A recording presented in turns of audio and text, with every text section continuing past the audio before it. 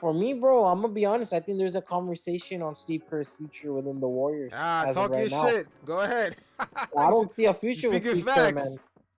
I don't see a bro when you're a team still running small ball lineup and you have Jokic, you have Jokic running amok. Bro, what the fuck? Why isn't there a big man why isn't there a big man rotation? Or do the Warriors think it's 2015 where you can just have a body there? I'd much rather have Kevon Looney on the court than whatever the fuck they're having on the court, bro. Mm-hmm. Post, And wait, hold on. I just Draymond. wanted to say this. I'm always saying this in my other segments, especially when I go over game film. We're in a transition period. The small ball era is beginning to end. When you look at the Houston It's Rockets, over. you look at some of these other teams, like it's over. Like these guys are a lot bigger. You look at the physicality the Pistons bring. You look at the Orlando Magic. It's just like this You're Orlando, small ball era is starting to end. Minnesota. Even the Milwaukee Bucks in the beginning of the season, some of the success they had with just two bigs. It's just like Yeah, the small ball era starting to end. bro, The it's over. the Like, Denver I'm gonna be honest. Nuggets, the San Antonio Spurs. The Philadelphia 76ers, Minnesota Timberwolves, you know, even the Lakers, bro. DeAndre Ayton's eating. Like, bro, like, come on, man. It's Yep. it's over. We're looking at it now, bro. Jalen Duren's eating. Vucevic was eating early on in the season. So, bro, what we're Mm-hmm. looking at now, it's a transition of eras, and it feels like Steve Kerr has not lived up to that transition of era. Nope. What are you forcing Kajimski a part of the small ball lineup? What is he really adding, bro? Mm-hmm. Way Steve Kerr handle Kuminga's rebuild or the Kuminga's development has been shit.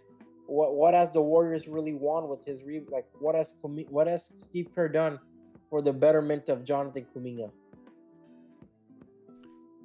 Yeah, he's not gonna really. He's just not a Steve Kerr player. It's almost like, you know what role he's in? He's in the Jason Tatum Olympics role. Yeah, Look what Steve Kerr did to Jason Tatum in the Olympics. Like, you couldn't find but nothing for him. bro, even then, okay, yeah, sure, Jason Tatum, but man, the fact of the matter is he's sharing the court with LeBron, Steph, and Kevin Durant, Yo, Jason Tatum bro. sent everybody packing. They made Luka in that Dallas Mavericks team that was the #1 defense after the All-Star Yeah, break. They sent them packing like nothing. And it's look, like, I'm not. this guy's in the Yeah, Olympics and you can't even, you don't find any minutes, any way to use him. It's crazy. no, Steve Kerr has a lot of crack showing with his coaching. I agree with you on that. But even then, I can even like if he came up with the excuse of there's more like we have Steph, LeBron, and Durant. I'd be like, whatever, bro. Anthony Edwards, whatever. Sure. But bro, you have bro, I don't think I think Kuminga is better than 90% of that roster, bro, right now.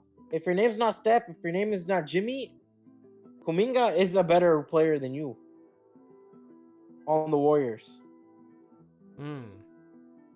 Huh. Like Draymond holds a bigger role, but he's not an offensive engine. Kuminga can be an offensive engine, and He, there's not much of a development with him. and they don't give him that much of a leash.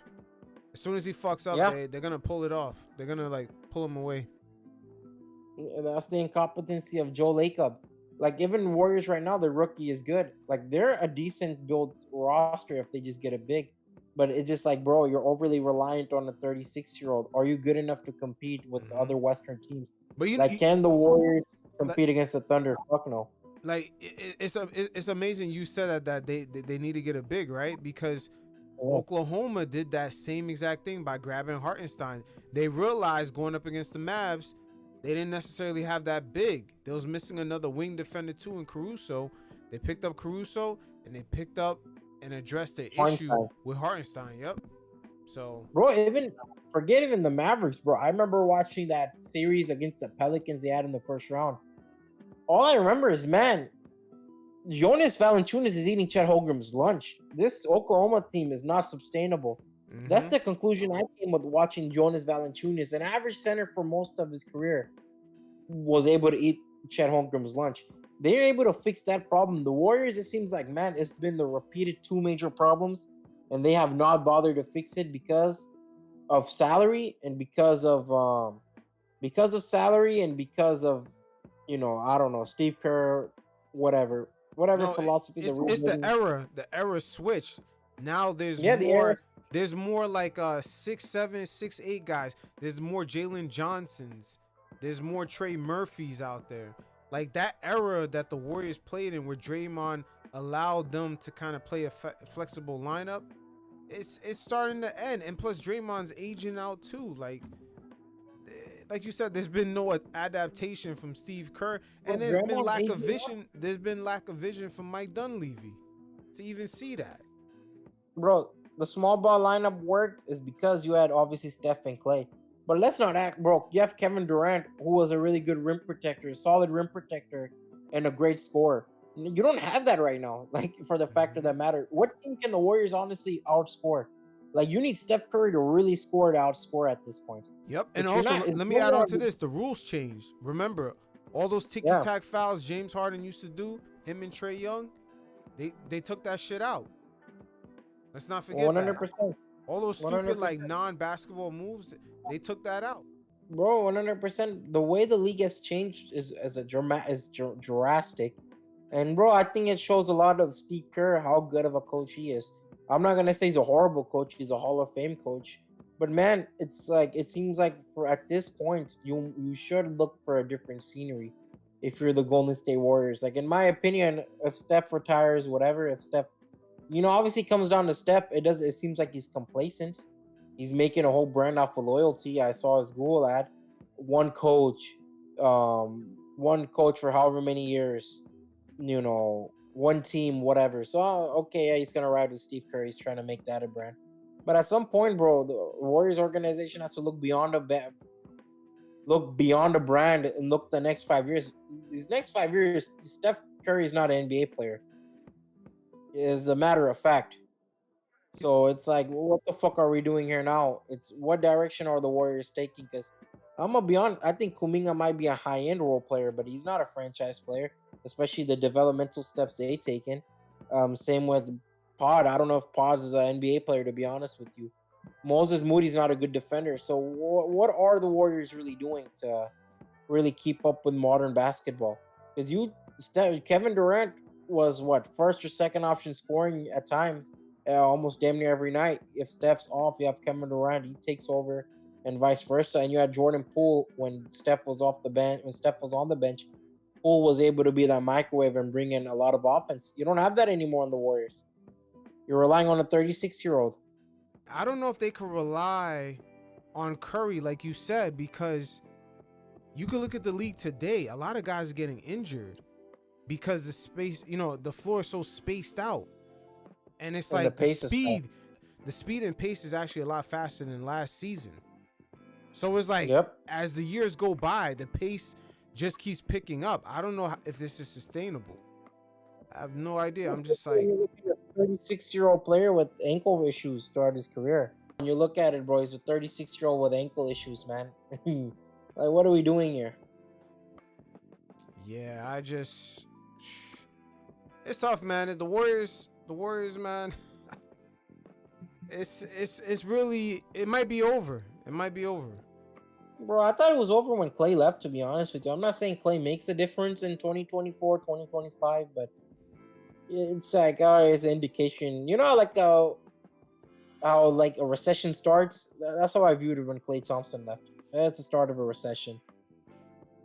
Yeah, they lost to Sacramento, right? When they lost to Sacramento and he decided to take his talents to, what was it? He decided to take his talents to Dallas. I'm like, all right, bro, it's over. It's a new chapter. Jimmy Butler's just a bandage. Yeah. Yep. That's Sacramento. Sometimes that's how it is. Your time is up faster than you think. Yeah, bro, but I'm gonna be honest. I can't cry for them, man. You won 4 championships. Take that for what it is. You built an empire. Yeah, because you could look at the Jordan Poole, right? They tried to pivot before.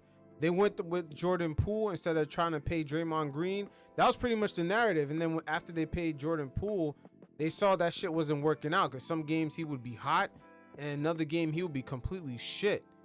And it was consistent for a whole year. And then they got rid of Jordan Poole and then they paid Draymond. You know, the problem with NBA, and this is what I've been critical of, NBA fans especially, is when they have these players from these big markets, right? That show out. I remember Kyle Kuzma's like first few seasons in the league. Jordan Poole with that championship run. It's that not every player is meant to be a star. When I saw Jordan Poole, all I thought to myself is, man, this guy could be a really good like Lou Williams, Eric Gordon type of player. Come off your bench and be a microwave. But the problem is these franchises at the time, the fans, they start, buying in. They start thinking their farts smell like perfume. Like, bro, you have to have a realistic approach to some players, man. Like, this is what their ceiling is. They're high end role players. I But feel like with remember Jordan the Poole, he was a the league victim at of the that. time, they were still paying guys based off of what they Well, did. the Because league, remember, Jordan Poole even struggled in the playoffs where they won the championship. He struggled. yeah, People but forgot about he that. had that, he had that crazy Celtics game that made him over, that put him over the edge. Yeah, but he got paid under the old rules. But these new rules, Jordan Poole ain't Yeah, I really. agree with that. He But I ain't getting also paid think like that, that. but I also, like I said, like when I watch Jordan Poole, I never viewed him to be a franchise changing star. I viewed him to be a really good player, but not a franchise changing star.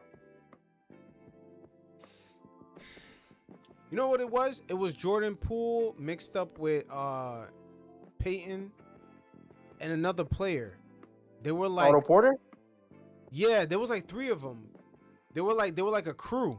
Them three together were like changing the Warriors. Yeah, I think it was Wiggins, Poole, and who's the other guy? Wiggins, Poole, Gary. and Gary Payton. Yeah, they were changing the Warriors. There was almost like a package deal. And remember, when they paid Jordan Poole, they got rid of Gary Payton. They got rid of Gary Payton a second. Then when they traded away Jordan Poole, they traded back for Payton the second. So you But know, Payton you know walked. they fucked up. They didn't pay Payton. It's not they traded him. They didn't pay him. Oh, they didn't pay him. So yeah, so he walked away, Yeah. and then they traded He back walked for with him. Collins offer. Yeah. Yeah, they traded back for him. Bro, but even then, I'm like, bro, like I said, those guys, bro, those type of players, I always view them as microwave players, not franchise players. So if the Warriors really thought Jordan Poole is a franchise player, they're delusional. If they treated Jordan Poole for what he is, then yeah, bro, I'm all for it. Like, oh, okay, yeah, he's a microwave player, a guy who could come off the bench and, you could have really moments where Steph doesn't really need to be on the court. Yeah, I appreciate that, but man, I don't know. I think sometimes NBA fans, especially during that time, they get caught up sniffing their own farts, and Warriors have a habit of that, especially Warriors fans. Yeah. They bought into a lot of Jordan What's Poole that like GM? propaganda. What's that GM that left Bobby Bob Blanco? Myers? Yeah, Bob Myers.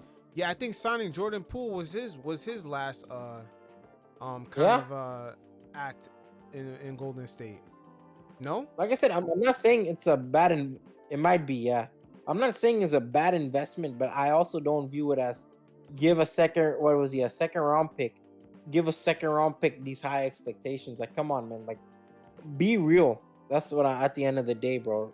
You're not getting Jokic and Manu Ginobili every second round pick. You might get a high end role player, and that's good enough. Jordan Poole is good enough as a high end role player, but he's not someone that can solve all your problems post Steph Curry, post Draymond Green. I think with the Warriors, it's gonna come down to Draymond. Obviously, Draymond's antics were condemnable, but a lot of decisions I think front office has to take account for. Mike Dunleavy, Jake, was a Mark, I believe Lacob, I believe the owner's name is Joe Yeah. Lacob. This gonna be Steve Kerr. They have to take accountability for a lot of what happened. Draymond has obviously a role. I'm not gonna deny that. Maybe even Steph Curry. I think a lot of franchise players have to take accountability to what happened. At the end of the day, a lot of people, a lot of personnel. Don't forget Whether Jordan like Poole. Draymond with Jordan Jordan, Poole. Jordan Poole, Kevin Durant. You could add a lot of names. They have to take accountability for the Warriors' kind of shortcoming Yeah, but post Draymond fucked up a 2022. lot of opportunity. Fucked up Yeah, a he did. lot of opportunity. The finals, 2016, the Jordan Poole situation, Kevin Durant, kind Kevin of running Durant. him out. Yeah, I think the Warriors, bro. It's a lot of bullshit that goes on. I feel like Draymond is the most easy scapegoat, and I'm not Mhm. saying he shouldn't be a scapegoat. I'm all for he should be held accountable for what the Warriors are going through, but I think when it comes down to the team itself, man, it's like, what the fuck went wrong? A lot of things went wrong. I think the idea of the front office thinking like, yo, we're running two timetables, bro. I don't know a team that's Yeah, been that successful running Kuminga two shit, timetables. I don't agree. Because bro, like, okay, VG Edgecombe came off is a more polished player than Ju Kuminga. Kuminga came off the G League Ignite, if I'm not wrong. So there is a lot of unpolishedness in Kuminga's game that we still see till this day. Hmm. So you can't compare it to like a VG Edgecombe who's more, polished and he's able to kind of morph into a role. Now you're looking at Kuminga, you're like, okay, yeah, Kuminga, we want to develop you, but at the same time we want to win an NBA championship. It don't work like that. You have him, that doesn't work out for him to be really molded into that third, fourth option. Jordan Poole, you chased away, you traded away. But Poole fit that team perfectly because Poole, one thing that he did great was take away that scoring pressure off of Steph Curry. Now you don't have that anymore. The Warriors haven't had that since Jordan Poole left. They tried with Pajimski. Pajimski sucks. And Jimmy Butler isn't really much of a scorer. So what do you have? You're just demanding a lot from Steph Curry.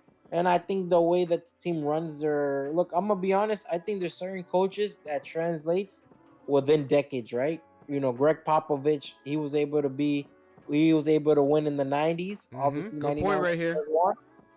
He won the 2000s and he won the 2010s. Uh He oh. translated, right, through decades. You didn't really have to look for a coach. Same with Miami Heat. Okay, yeah, he took over early 2010s. You won a championship with the Big Three. You went to four finals with the Big Three. You won two.